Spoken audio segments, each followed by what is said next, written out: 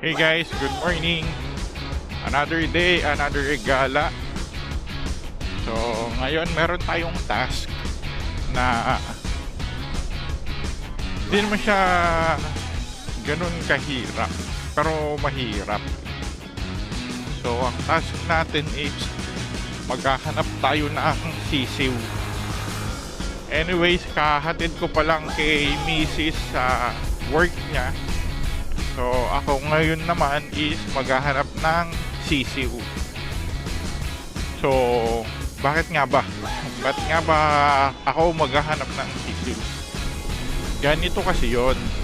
Yung pamangkin ko, yung pinsan ko, tsaka yung tiyahin ko, dumating nung Monday yata. Ay, hindi. Thursday pala last week. So, ngayon, nasabi nung tita ko na yung pamangkin ko is gusto ng sisiw. Kaya yun, maghahanap tayo ng sisiw ngayon.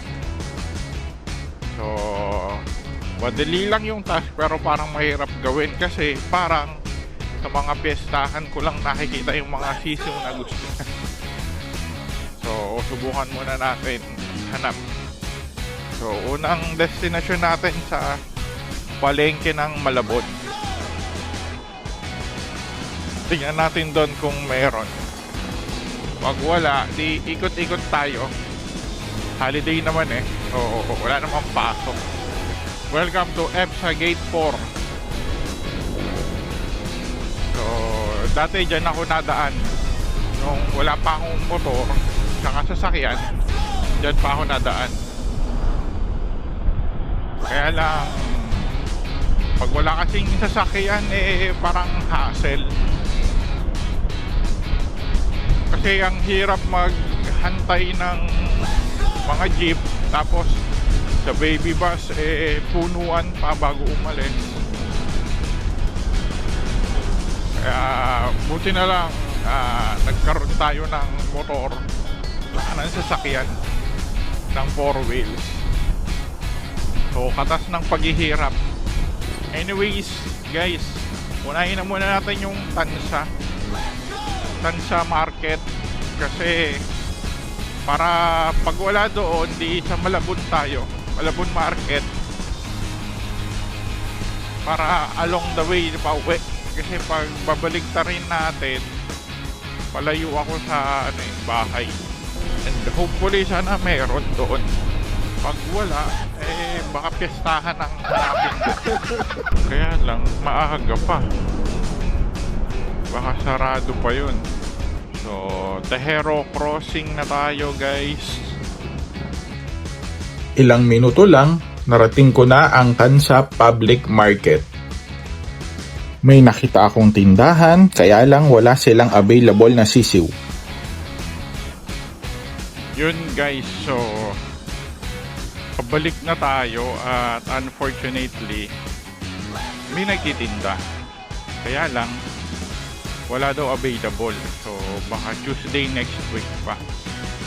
Pag Tuesday next week pa, tapos ang sarado nila is alas 4, hindi tayo aabot kasi ang labas natin ay alas 4. Ngayon, pwede siyang makuha ng Sunday. Sabi, kaya lang papareserve. Yun lang, masyadong matagal. Tuesday next week, tas Sunday pa next week. So, try natin maghanap sa iba. Baka kasi mamaya, ano na yun, katayin na. Pag nakuha, katayin na. So, try natin maghanap sa iba. So, subukan natin sa Malabon Public Market. Baka meron doon. Sabi muna tayo dito. Bigla kong naisip na subukan sa FB Marketplace. May nakausap naman ako, kaya lang ang minimum na order ay 10 pieces. Dalawa lang naman ang bibilin ko kasi pang-pet lang naman ang pamangkin ko. Buti pumayag sa 5 pieces na 35 pesos ang isa. Guys, update. So dahil wala sa Tansa Market, nag-try akong maghanap sa FB Market. So may nakausap naman ako. So ngayon pupuntahan ko siya dyan lang sa may Dasmariñas, sa may FCIE. Anyway, holiday naman ngayon, so tsaka mahal ang gasolina, kaya baka konti lang ang sasakyan sa labas. So minsan may advantage rin yung pagmamahal ng gasolina, no? Lumuluwag yung traffic. Pero syempre, alam naman natin pag nagmahal ang gasolina, magmamahal rin ng ibang bilihin.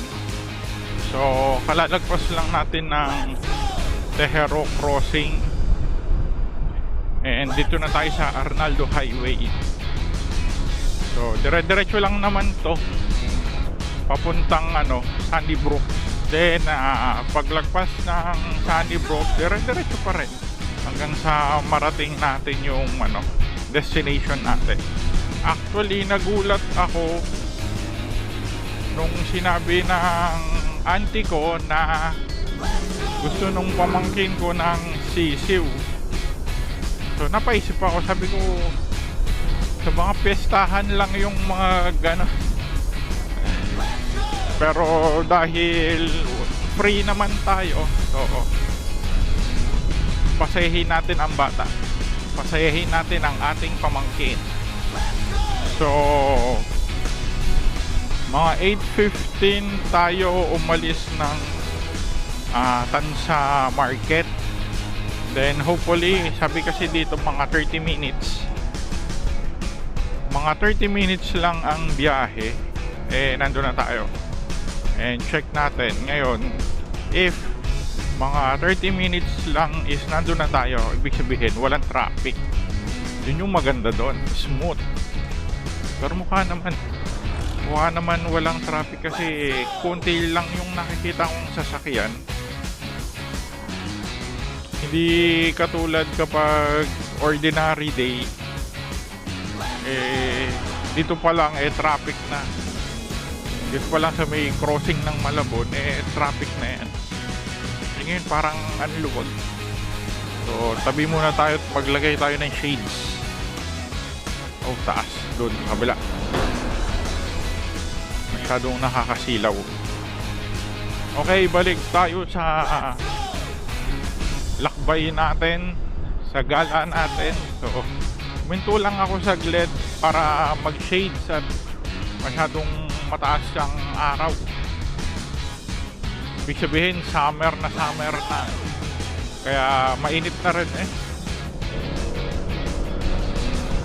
So parang masarap mag-rides ngayon. Welcome to Navarro. Yan. Navarro General Trias. Experience lang kay ADB 160, kay Choco. So okay siya gamitin pag long ride kasi hindi ka mag-aalangan mag-overtake. So talagang kayang-kaya kanyang isalba sa mga overtaking. Hindi ka mabibitin.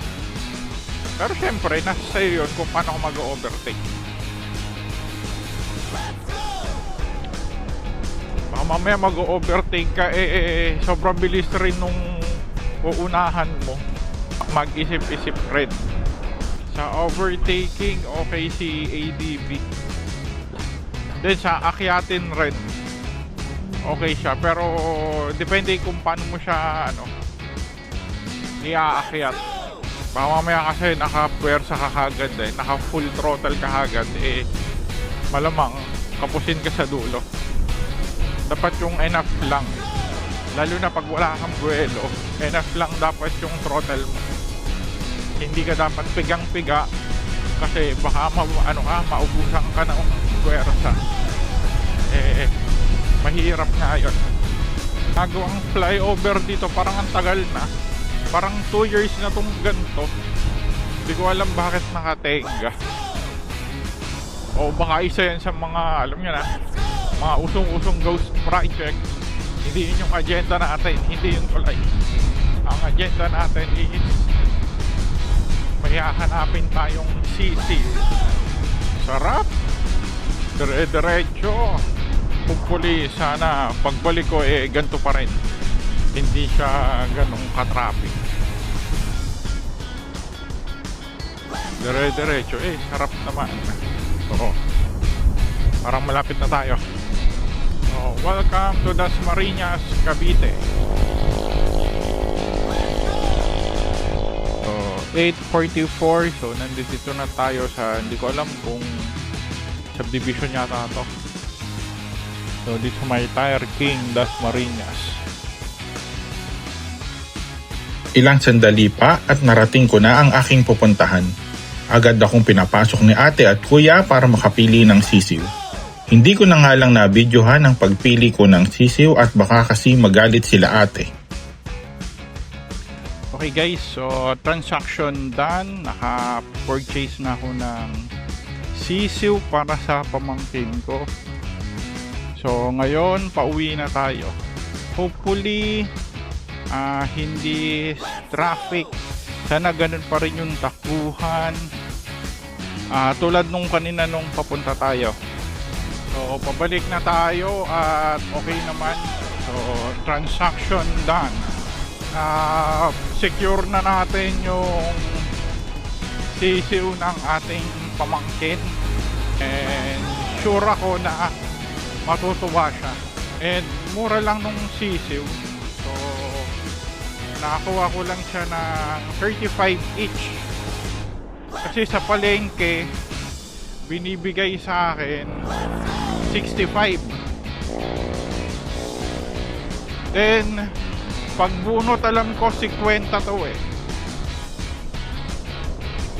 So buti na lang nakakita tayo sa Facebook Market na yung parang tindahan talaga ng mga sisiw. So siguro pinapalaki nila tapos ginagawa nilang karne. Yun, buti binigay sa akin 35 each kahit 5 peraso lang yung kinuha ko. Pabalik na tayo. So, dito na ulit tayo sa may Brook Lane. And dire-diretso na lang to papunta sa atin, bahay. 16 na kilometro ang aking nilakbay para sa 5 perasong sisiw. Hindi ko alintana ang layo at ang init ng araw dahil part iyon ng adventure na ginagawa ko.